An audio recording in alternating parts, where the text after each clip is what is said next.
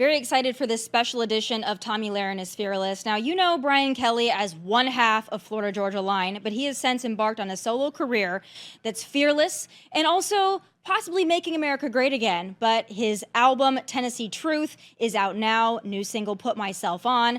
So today I'm joined here in Nashville by the one and only Brian Kelley.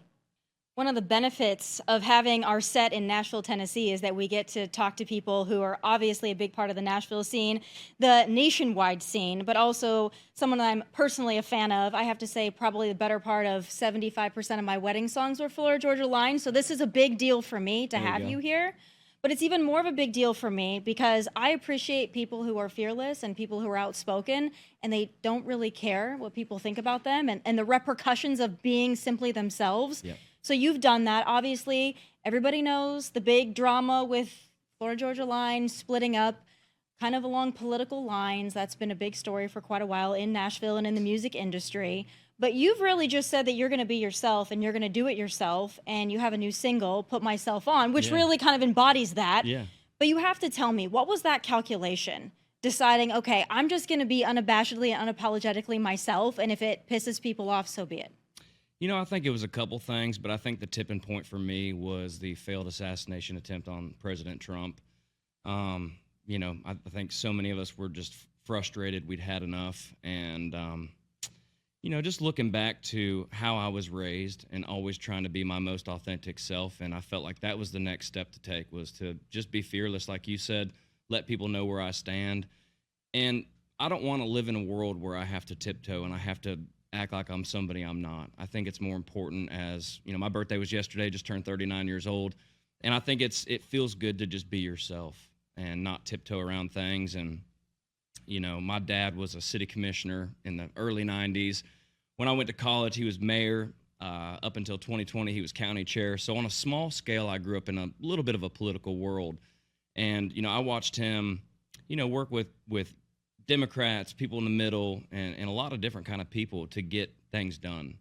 And that's my idea of making America great again, is being able to be yourself and not be canceled, and to live fearless, to live like yourself. And I think that's what I want to do. And it just felt like, I don't know, it just one of those things where you kind of had enough, and it was just important to me to let everybody know. And also, you know, there's been a lot of mud and dirt slung on the slogan, Make America Great Again. And those that know me know that I've got my head on straight. I know how to handle myself. And I think it's an opportunity and a conversation starter, you know, for people that know me to say, oh, he might be onto something. He's a good guy and he works hard. He's a good family guy. You know, maybe they can look at that slogan and maybe look at the conservative movement in a different light, you know, and maybe I can be a part of that. Has the response been mostly positive, mostly negative, or somewhere in between? In terms of Florida Georgia Line fans who see you obviously embrace being a conservative and embrace your ideals, were you surprised at the reaction, and what has it been? I'd say it's been overwhelmingly positive. There's been a few things here and there, but and I'm not surprised by that. I felt like that's what was going to happen. Felt like people were going to have my back. The majority was going to have my back. And it feels good. It's freeing. It really is freeing to live free, to live fearless, and not worry about what's going to happen. It's just not, you know, my dad's like my greatest role model, and he was always very outspoken, but a good guy and a hard worker and good family man. And so that's all I'm aiming to be, is just myself, and it feels dang good. There's a handful of country artists, at least now, who are outspoken. Obviously, the Aldeans are outspoken, and you've got a few others here and there, the Justin Moores, maybe the Brantley Gilberts, here and there sprinkled in, that are very forthright about who they support and what they support and the way that they lean. But for the most part, everybody else is pretty quiet about it, or they're very much on the other side. And they're very much, in my opinion, condemning their own fans. You've got the Maren Morrises and some of the others that are just openly like, country music fans are this or they are that. Do you think country music has changed in the last 5 years to become maybe more liberal, or move away from what I always grew up with, a more conservative leaning genre? But would you say it's still that? And if so, why are more artists not forthright about their beliefs?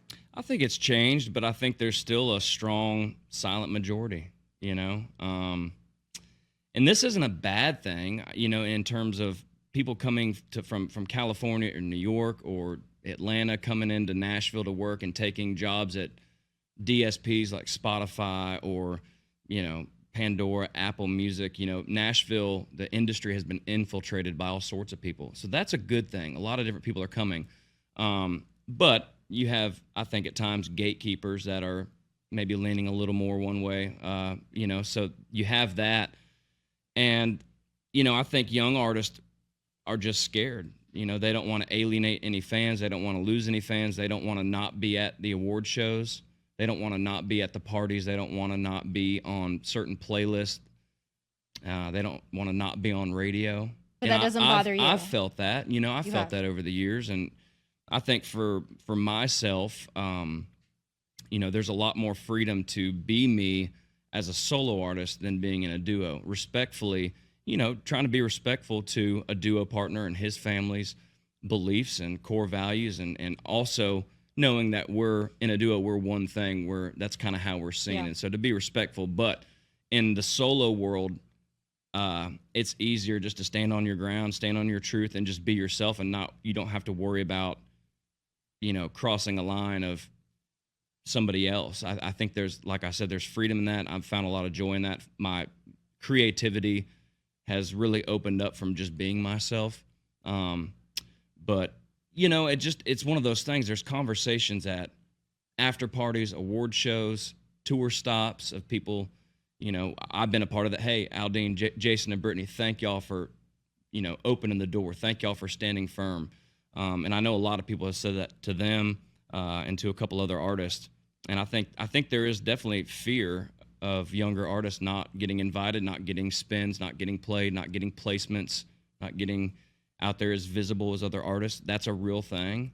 And so that's unfortunate. But for me, I'm more concerned about connecting with the fans than worrying about a couple gatekeepers that don't want me or might not want me because of my beliefs. But at the end of the day, I know a lot of these people, and I feel like they hopefully still want me there because I can represent myself in a healthy adult way and be able to work with all sides, all sorts of people. To me, I'm not the kind of person that if you don't believe what I believe, oh, you're canceled or you can't work for me and I don't want to be a part of your situation. I've got people on, from our burger joint, our surf shop, my crew on the road, my internal team that not everybody agrees with where I stand. And that's okay. That's cool. We get after it on the road. We get things done. That's the greatest thing about freedom of speech and why we live in the United States, because you can live, think, believe what you want. And that's, again, I think there's that's why I wanted to kind of come out and just let everybody know where I stand, so it can be a conversation starter. And hopefully, like I was inspired by Aldine,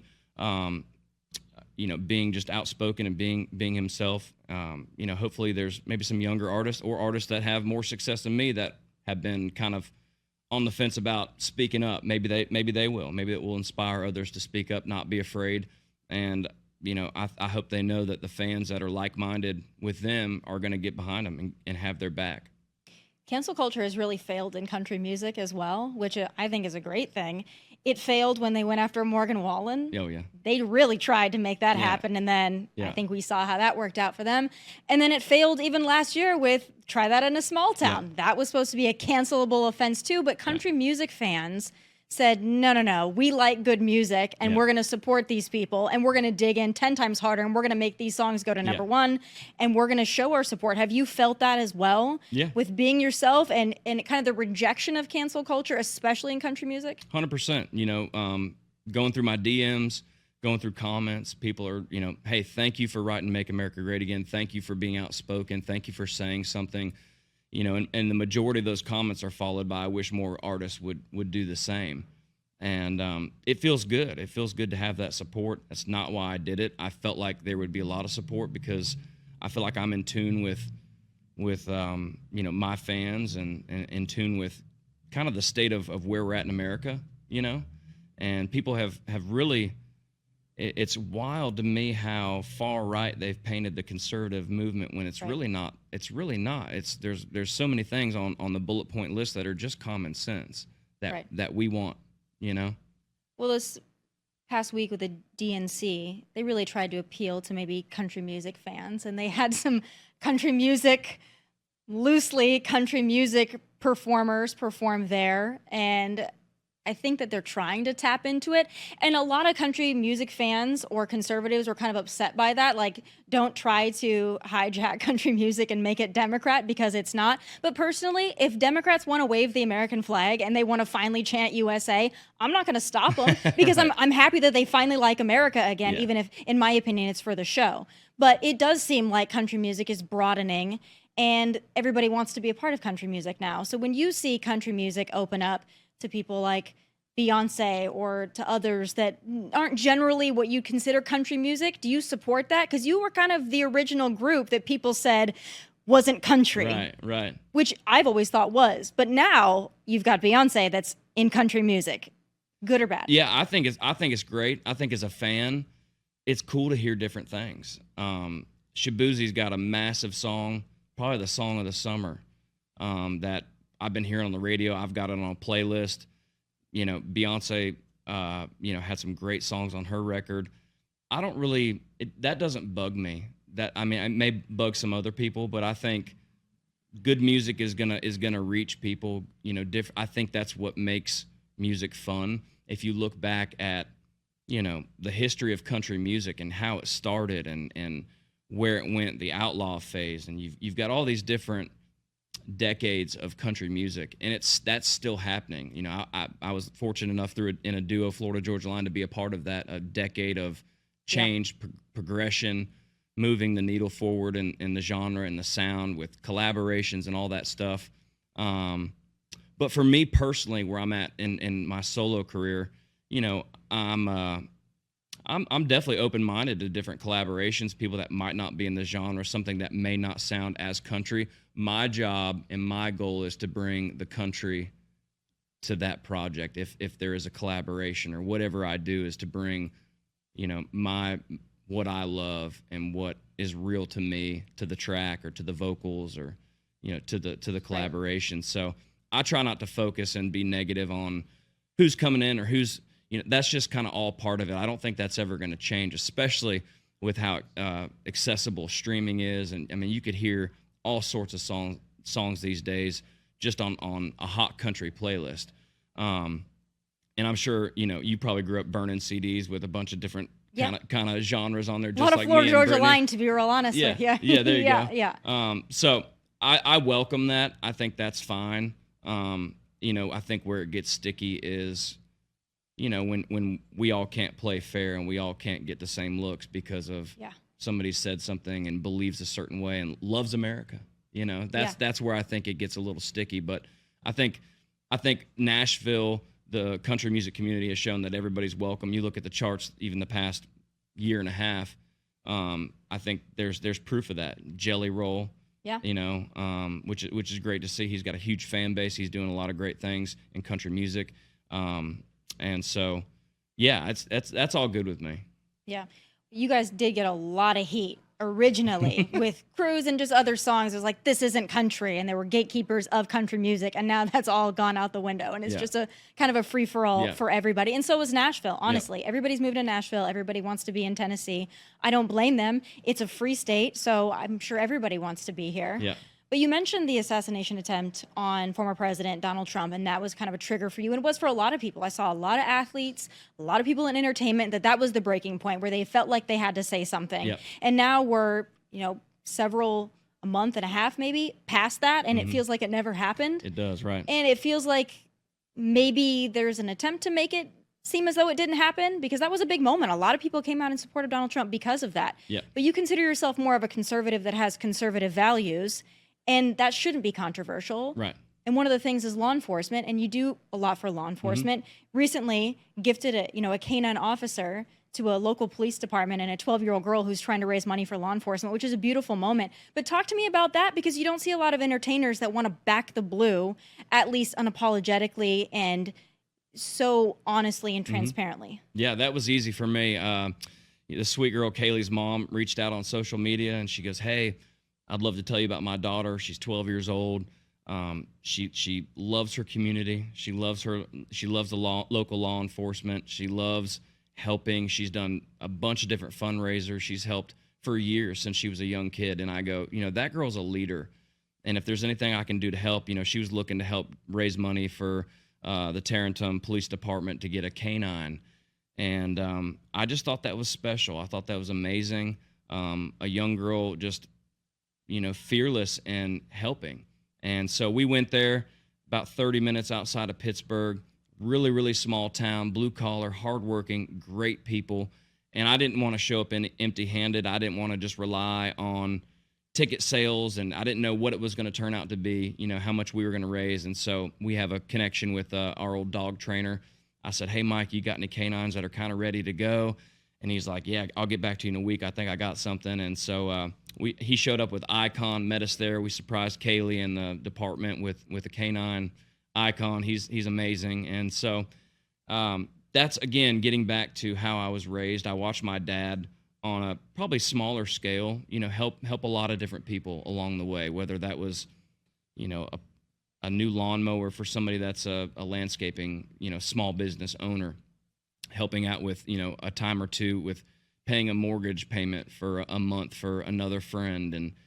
And then then just volunteering a lot of time. My mom volunteered at our church lunch, Chick-fil-A every Tuesday at church, even after I was gone, all the way from my sister before me till after I was gone. And I think that's something that never leaves you when you see it that up close and you see it have an impact. And so, this one just hit me. I go, man, she's really getting after it, and that's inspiring. And so I'd love to help. And I wanted to give them a head start. Like I said, I didn't know what we were going to raise that night. You never know getting into that. And so just to show up with the dog, and we're working on getting the officer certified, and I think we'll end up helping with getting the police vehicle outfitted for everything that it will need. So just a sweet family, great family, and a great community. And I love helping. It was something that was easy decision for me to do. I'm happy that we're here now in 2024, because I think back to 2020 when everybody was getting canceled, and I thought about the hate for law enforcement, the hate for crazy. Donald Trump, and anything that was Make America Great Again. Right. But now, even as we sit here in 2024, leading up to an election that's going to be very contentious, at least people can vocally support law enforcement now and not get canceled, and at least people can put out a song, Make America Great Again, and not get canceled. I think we've come a long way. We've come a long way in 4 years. But I don't know after November. Yeah. You have obviously a duo and a relationship that was fractured because of political beliefs. Do you think after this upcoming election, for other people who were in a similar position where they lost friends or family members because of their beliefs, do you think that same thing is going to happen after this election is over? And if so, what would you tell people? Because you've personally been through it. Hopefully we've all learned a lot in 4 years. And I think, my idea and goal of what could happen after November, and it may not happen, and that's fine, but I think you're seeing a lot of people unite. You're seeing a group of Americans unite, and I think our side of the table wants unification. And that would be my dream for it to happen, even if it's a smaller percentage of that happening. That would be amazing. I want to get back to just a better state of America, where it's a little less. I enjoyed in high school and college talking politics with people. I grew up in that. I care. I'm a concerned American. I always have been. I always will be. And so just to even have conversations where, it's not like, well, that guy's off his rocker because he believes this or she believes that. It's just like, I think there needs to be a level of respect just for human decency, And so that would be my goal and my dream after November. We'll see what happens. Probably going to get a little wild, I'm sure. But, you see RFK Jr., Tulsi Gabbard getting behind Trump and the movement, and I think that's a great starting point. I think there's a lot of people that follow RFK and Tulsi that are probably going to swing over this way. If Donald Trump asked you to perform at one of his rallies, would that be something that you would do, or is that maybe a little too far? No, I'll be there. And what do you think the reaction would be? I think it'd be awesome. Yeah, I think it'd be awesome. At the rally, it would be awesome. Yeah. For you personally and for your career, would that be a gain? Would it be a risk? What do you think? I don't think it'd be a risk at this point. and I wouldn't even be, concerned with it. I'm so free of worrying about that. It's just it would be something where I could go represent, my family, my team, myself, our country, to go join a rally and play a couple songs, to feel that energy. At the RNC, the energy was incredible. It was positive. It felt like a family. It was incredible. It was emotional. It felt spiritual at times. Mm-hmm. Singing up there with that choir, American Spirit, one of my songs, that was unbelievable. And so, yeah, I would love to do that. I think we've been in contact with his team. I said, hey, sitting on go, you let me know. I'll be there.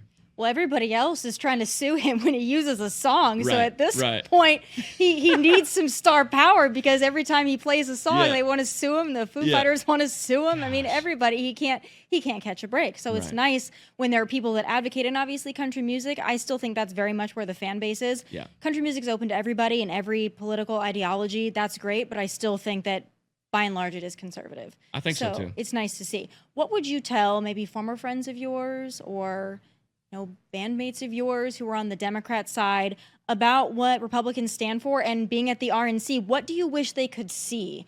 And if they saw it, would change their mind? Well, I think right now, as we sit in real time, I think if you go to look at what Donald Trump has on his agenda to get done, you'll see a stark difference in what Kamala has on her website, which is nothing. So there's a good starting point, I think, right now, current day. And right now, I think I'd say just, free to do whatever and do. I'd say at the end of the day, just vote. You Right. have to vote, and do your research. But I think it's pretty clear to me, who's leading and what America wants. Right. Well, if Democrats would just take a moment to just have conversations, I think that there's a lot of similarities between, we're all Americans, and Yeah. it used to be that way. Unfortunately, now it's kind of drifted away from that. We Right. hope we can get it back. We'll Right. see. Yeah. But something else that you're passionate about is American manufacturing Yeah. and Tribe Kelley, which has been around and people love. And it's been through the Florida-Georgia line into the solo career, and it's been with your wife, and Yep. it's been an important thing for you. But it's also American in nature. Tell me about that and why you care about making it very America first. Yeah, my wife is the boss lady of Tribe Kelley. She's an incredible designer, entrepreneur, businesswoman, and from its first inception, which really started on a tour bus, her kind of customizing my clothes and then some bandmates' clothes and then making our own pieces, it was very important. She was the one that was like, hey, we've got to do this in USA. It's very important. We're going to have higher quality. We're going to be able to pay our factory workers and everybody. We're going to pay them great wages. They're going to be in a clean place. It's going to be better for the environment. And at the end of the day, we're providing jobs in America. I don't think it gets any better than that. Right. Well, it's important too, because you have several businesses and you employ people. And that to me is what being a cornerstone conservative really is. It's Yep. like, I employ people, I have businesses, I care about people, That's I want right. people and their families to be supported. That's right. And that's the basis of being a conservative and, being a liberal too, maybe at some point. But to me, that's what being a conservative is. Yep. But you've got a whole new career now where you can just be yourself. You can be outspoken. You can put out songs. You can say what you want to say. You can perform at a Trump rally if that day should come. So what should my audience know about, I guess, the new you or the rebranded you, that they love Florida-Georgia Line, Yeah. they love your new songs, but what's next for you and what can they expect from you? I released an album in May, and right when I got through releasing that and getting through press, I was kind of doing what I always do, and that is, stay creative. I'll start songs by myself, and typically I would get them to a place where I'm like, all right, that's cool, and I'll save this for this co-write down the line or this group of people. And I got, over that time, for some reason, I got extra curious with my craft, and I go, well, I wonder what it'd be like if I just finished this one. And that was put myself on. And so I kept kind of writing some other stuff, and I go, well, I'll probably just finish that one. I'll probably finish Heaven in a Holler, and next thing you know, I've got 8 or 9 songs finished, and I'm like, wow, maybe I should just put out an album of songs that I just wrote by myself. And it's been a challenge. We've got 9 songs recorded out of the 12. Going to do vocals after this interview on a couple songs, And I just love grinding. I love working. I love creating. That's what drives me, is waking up thinking of the next thing to say that's real to me, that hopefully can resonate with fans. And I think it's a different way to go deeper into, I guess, kind of my brain, and even more authenticity for people to hear, what I've created solely by myself. I love collaborating. I can't wait to write with other people again and do co-writes at some point. But this season of life is really special, and it's relit the fire for my passion of songwriting on a deeper level. Like writing Tennessee Truth, I think, brought me up a notch of my passion of my craft. But where I'm at now, I don't know. It's just one of those things I never thought. I moved to town in 2007 writing songs by myself, and you get to town and you start co-writing, and my life has changed from co-writing. We've had hits that we've co-written with a bunch of different people, and I love that, like I said. But it's just kind of a cool take on, kind of getting back to myself and my craft. And I don't know, it's been, some songs fall out. Some songs have taken me a week and a half. I'll walk around with this idea in my head for 5 or 6 days, and then, I'm taking the dogs out and I'm like, oh snap, there's the second verse. I'll write it in my phone, and just having fun with it. And I think another thing that I like about this too is, it's all new songs from really June to right now. The album will come out in October. And I love the connection of the creativity and the release for the fans. Like, this isn't some drawn out, hey, we're going to do 2 songs every month for 8 months, or it's just, I wrote it, let's get it recorded and let's get it out, and then I can move on to the next project, whatever that's going to be. And I think that's, staying in that creative zone, I think, is really what keeps me going. That's what I'm passionate about. And I'm fired up about this next album. It's kind of an in-house record. My guitar player and vocalist is co-producing it with my drummer on the road. Have had some band guys play on it, a couple studio guys, and just I don't know, I'm just really excited about it. All these things that have happened in my life, I never thought that I would probably put out a record of songs that I wrote by myself, but I'm glad I'm here. I kind of rose up to the challenge, and really happened organically. Like I said, I was just always, doing what I always did, of starting songs and just getting titles together and seeing what I could do. But there came a moment where I was like, man, I'd love to show people what I can do and show myself what I can do. There's always that, do I still have it? Can I do it? Yeah. And I was talking to Brittany, my wife, on the way over here, and some of my favorite songs that I've written over the past couple years as a solo artist, Florida Strong, which is a song I wrote after a hurricane hit St.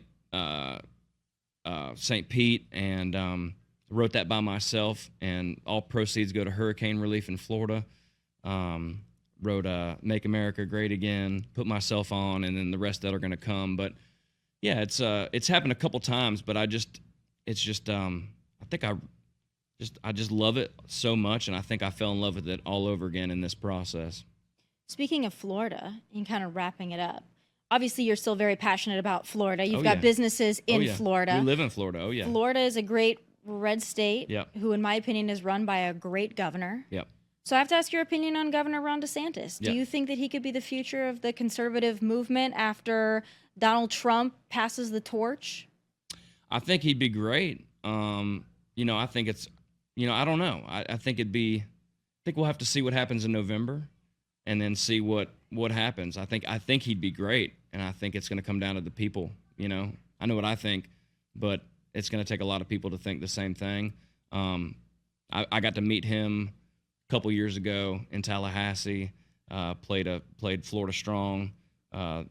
We did a benefit show down there in South Florida, and he wanted to kind of thank us for doing that, and had some people in town for it in Tallahassee. And he's a great guy. My parents know him, and he's done a lot for the state of Florida. Done a lot. It was great to live in Florida, to post up in Florida during COVID. Yeah. I don't know what we would have done. We were in Africa when it happened, and we landed like the day before 14 days to slow the spread started. Yeah. And we stayed in Nashville for maybe a month on our farm. And then after that, it was like, babe, you want to go home to Florida? We should go home to Florida. And so then we kind of spent the rest of the time there. So, yeah. Is Florida more free than Tennessee? I don't know. I think that's a good question. I think I'd probably say as a whole, yeah, but I think there's a lot of Tennessee that's free for sure. Yeah. Absolutely. Both great red free states. And I said I was going to ask you not that much more, but I do have to ask you about COVID because I'm wondering, during 2020, there was two things that divided people: COVID and the election. Yeah. Was COVID something in your life that divided your inner circle as well, or was that a non-issue? Because I know for a lot of people, how you felt about COVID was also a battle line. Yeah, looking back on that, because performing, there's a lot of people that got heat right for performing. I believe Right. Chase Rice did a performance, and it was like he got attacked by some of the other people in country music about how dangerous it was to Right. have an outdoor drive-up concert. I mean, I remember those days. I had just moved to Nashville, so watching the music industry eat each other alive over COVID. Right. It seems like it was so long ago, but it was less than 4 years ago. Yeah, it's the music crazy. industry really was at the forefront of COVID, and I'm assuming that was probably a big deal in your life as well. It was, and at that time, we were posted up in Florida. We were living in our carriage house, trying to finish a renovation on our house. So we had 4 German Shepherds in a tiny little carriage house, which we were having a blast. And about that time, all that was going on, to be honest with you, I really dove into my music. Like, that was the best outlet to deal with all the frustrations of, damn, do we have to go up to Nashville for a day to knock some things out, and then we're getting 6 COVID tests and all these things, I really focused on making a record. I made Sunshine State of Mind during that time, and it really helped me. It was like therapy, because that's all I really was focused on at the time for the most part, was writing that record, recording that record, got it out in June of 21. But I didn't feel like I lost really any friends or anything like that due to COVID. Me personally, I might have lost some on their end. Right. Because that was a big divider. I mean, people were very angry. Yeah. It was a hostile time. Because Everything like you got said, hostile. Yeah, like to me, the conservative movement is, like I said, earlier, it's like I've got people that work in a bunch of different of our businesses that don't necessarily agree with what we think and what we believe, which is fine.